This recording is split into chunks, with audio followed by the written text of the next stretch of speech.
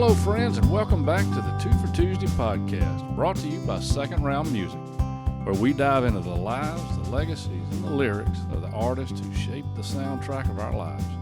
I'm your host, Michael Present, and today, we're talking about a true pillar of American music, a man whose voice was silk, whose lyrics were fire, and whose story was both triumphant and tragic. Now, this is a departure from what I usually talk about from a genre standpoint. I'm talking about none other than the one and only Sam Cooke.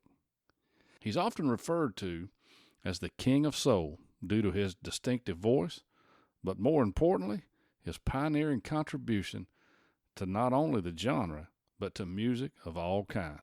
See, he was one of the first artists to be heavily involved with the business side of music. Now, that was unheard of during that time, especially for a black artist. Sam not only was a great singer and entertainer, but he was also a great songwriter, and he also founded his own record label and publishing company. So his influence was massive and often goes understated. I got turned on to Sam when I was in college and was learning how to play the guitar, but more importantly, I was listening to a lot of vocalists and just trying to create my own sound. Now, my baritone voice is nothing like Sam's tenor, but I would call him an influence of mine. So let's jump in.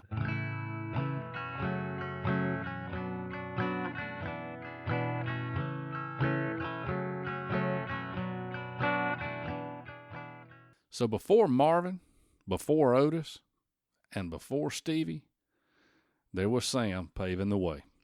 Sam Cooke was born January 22nd, 1931, in Clarksdale, Mississippi, the cradle of the blues.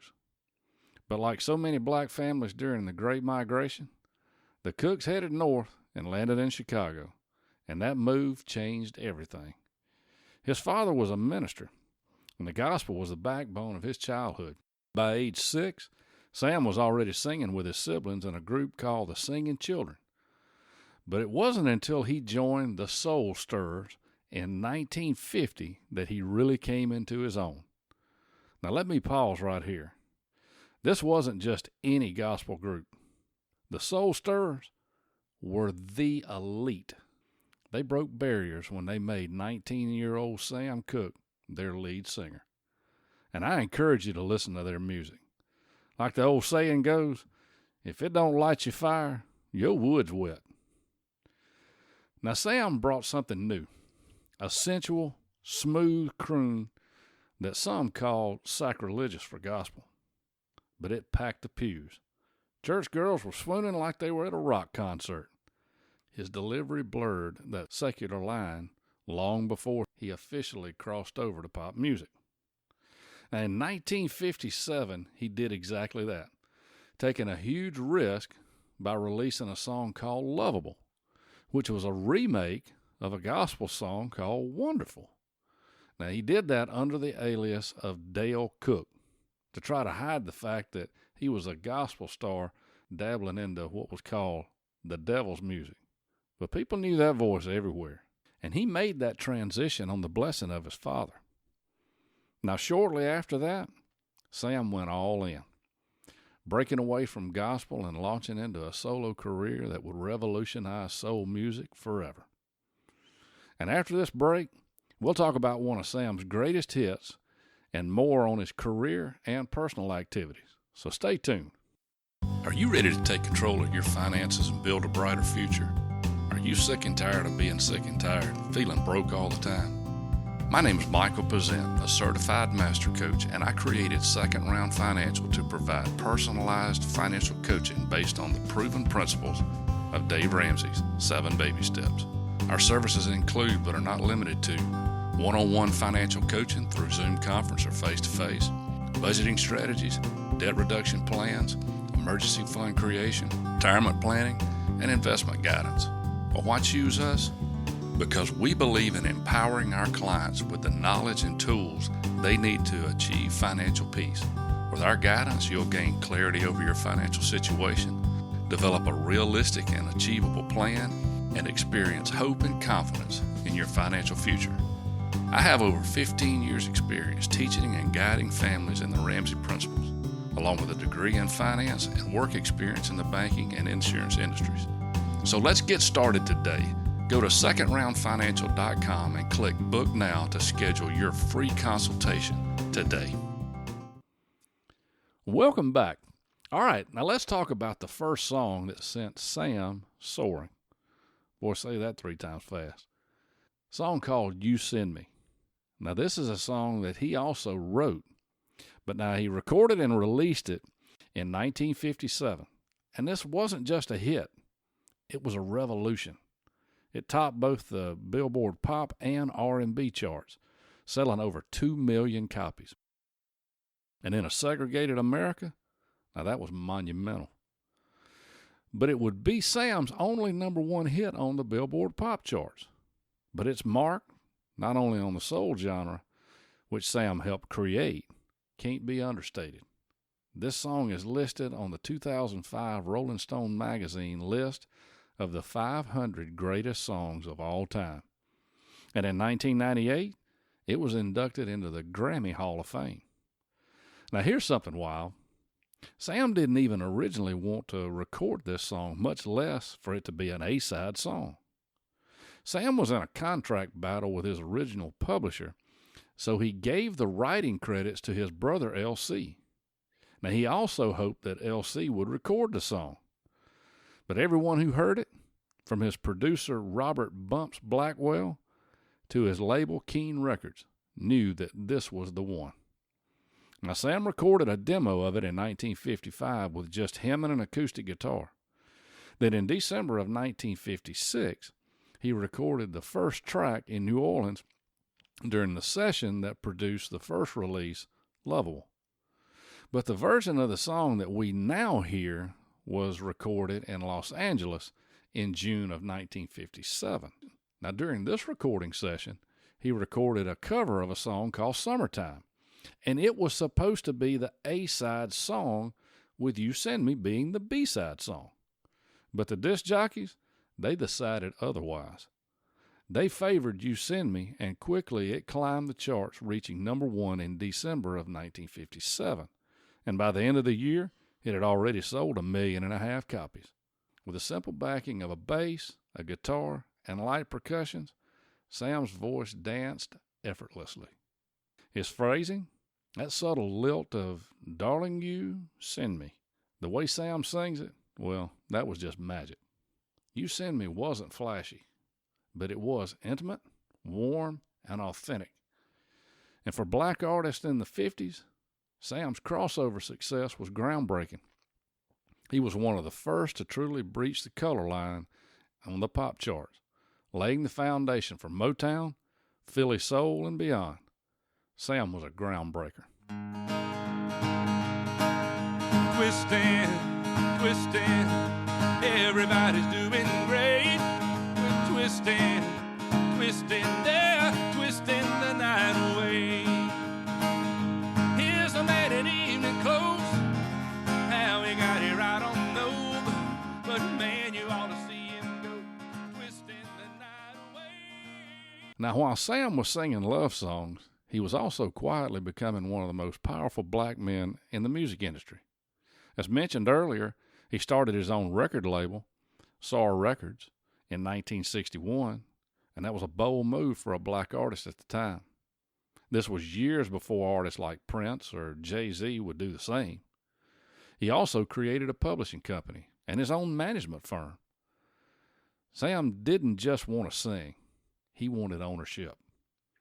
And beyond business, Sam was waking up politically and as an activist. He became close friends with Muhammad Ali, Malcolm X, and other civil rights figures, and he was deeply aware of what it meant to be a black man in America. And that awareness and activism began to make its way into his music. So let's dive into his second song now. Oh, la la da da. Oh, la da da, la da da, all night long. Yeah. La da, la la da. Now let's look back at a song that showcases a very different side of Sam Cooke. His feel-good, laid-back, summertime groove side. I'm talking about Good Times. Written by Sam and recorded and released in 1964, Good Times doesn't get the same cultural reverence as A Change Gonna Come, but musically, it's just as vital. It's a masterclass in minimalism and vibe. The lyrics are simple and conversational. Let the good times roll. We're going to stay here till we soothe our soul. And the groove, oh, it's deep. Cooke's voice is buttery smooth, relaxed, and almost teasing. The rhythm section lays back into the pocket just enough to feel like you're swaying on a hot summer night with a drink in hand and the windows down. And here's the kicker. The band backing him on Good Times was none other than the legendary Wrecking Crew, the same elite group of studio musicians who played behind the Beach Boys, Frank Sinatra, and countless other hits in the 1960s. Now, the Wrecking Crew is going to be the topic of episodes coming up down the line, too, so stay tuned for that. So while the sound is chill, it was also precision crafted to feel that way. The song became a top 20 hit, number 11 actually, and its legacy lives on. Country artist Dan Seal, once known as England Dan, recorded and released the song in March of 1990, and he had a number 1 hit with it. Good Times showed that Sam could swing between soul and sophistication without missing a beat. Even his party songs had soul. And after this short break, I'll talk about the tragic end of Sam Cooke. See you on the other side. Hey guys, thank you for listening today, and I hope you're enjoying this podcast. If you are, please subscribe or follow the podcast, click the like button, share it with other music lovers, and please consider giving it a 5-star rating so we can reach a bigger audience. Now back to the show. Sadly, just a few months after Good Times was released, Sam Cooke's life came to a shocking end. On December 11th, 1964, he was shot and killed at a motel in South Central Los Angeles. The official story, as told by the motel's manager, Bertha Franklin, was that Sam had checked in earlier that night with a woman that he had just met.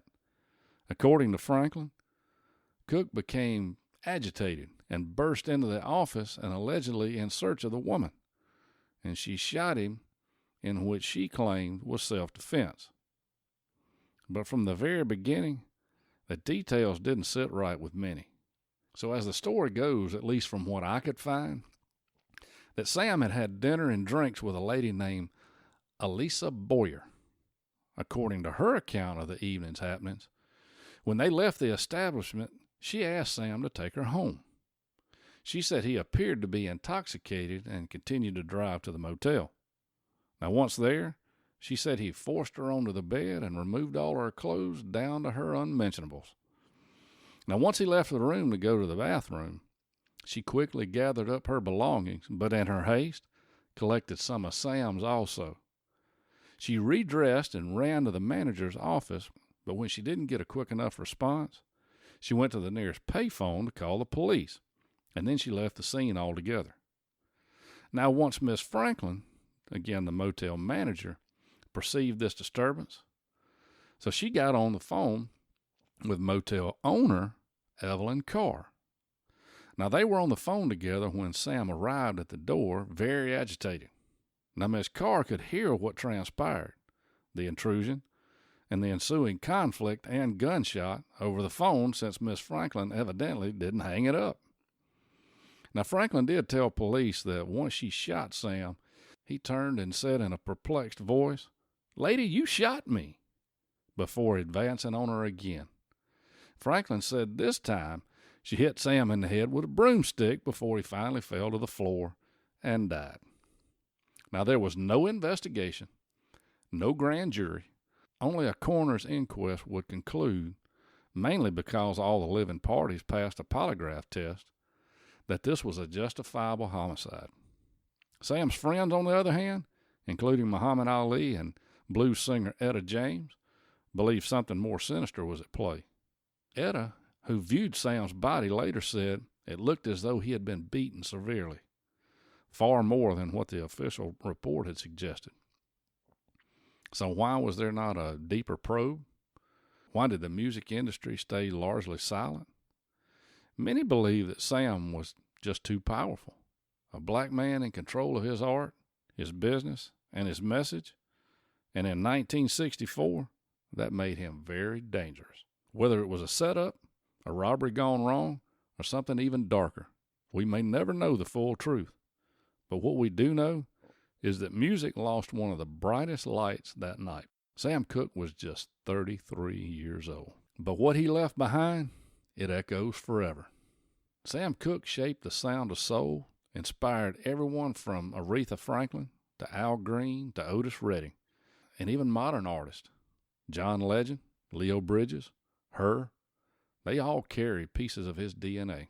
Rolling Stone magazine ranked him one of the greatest singers of all time. But more than that, Sam Cooke gave us dignity in song. He gave us hope. And he gave us an unforgettable voice. Whether you first heard him through an old record, a movie soundtrack, or your parents' car stereo, that voice, well, it stays with you. So thank you for spending your time with me today on the 2 for Tuesday podcast, brought to you by Second Round Music and your host, Michael Present. If you've never done a deep dive into Sam Cooke's catalog, I encourage you to do so. And start with these two songs, You Send Me and Good Time. I've also attached a link to my Spotify Sam Cooke playlist in the show notes where you can listen to all of my favorite songs by Sam, including some of my favorites of his from the Soul Stirrers. Now, this is not an exhaustive list, just many of my favorites. So let me hear your thoughts on this episode. I'd love to hear from you. Just type your comments below if you're listening on YouTube and drop me a message through the fan mail section on the podcast. You can also click the link in the description to hear me perform these two incredible songs. And don't forget to subscribe or follow this podcast. Click the like button and share it with all your music-loving friends. So just remember, we love you and we need you. And tune in next time as we continue to explore the stories behind the music we love. Until next time, God bless you.